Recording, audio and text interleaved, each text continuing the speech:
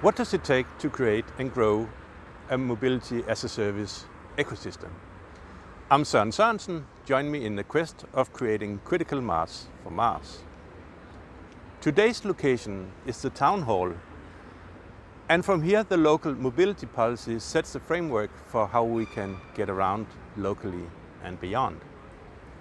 A fundamental prerequisite is favorable local regulations, policy and license conditions under which companies can offer and sell mobility as a service. A good way to start is to recalibrate infrastructure and regulation from primarily being private car-centric to enabling an open mobility marketplace.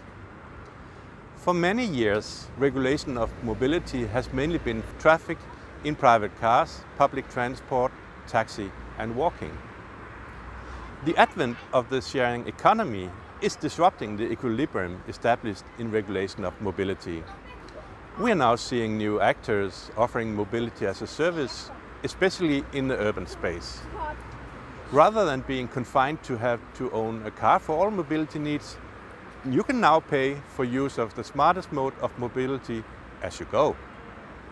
Moreover, the quest to reduce carbon footprint causes everybody, and especially regulators, to rethink habits, including our mobility habits.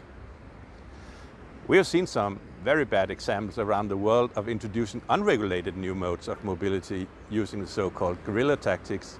Platform companies just drop a swarm of bicycles or e-scooters to share without consulting local authorities. Uber started using similar tactics in a highly regulated taxi market.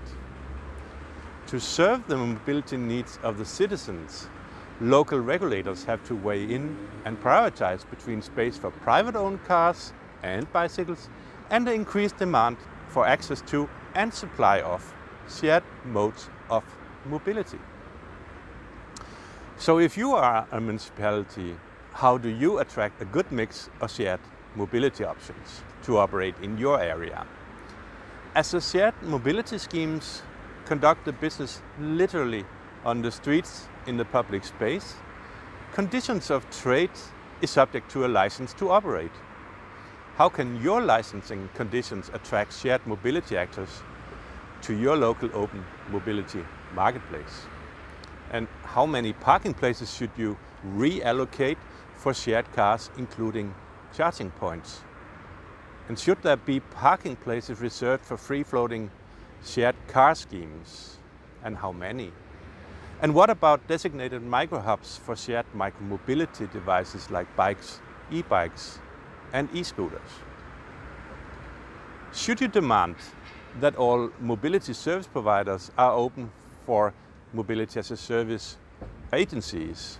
This includes publishing open mobility data and support third-party booking and payment. As a result, the mission of the traffic planner and controller should change from optimizing flow of cars in and through cities to optimize flow of people on the move.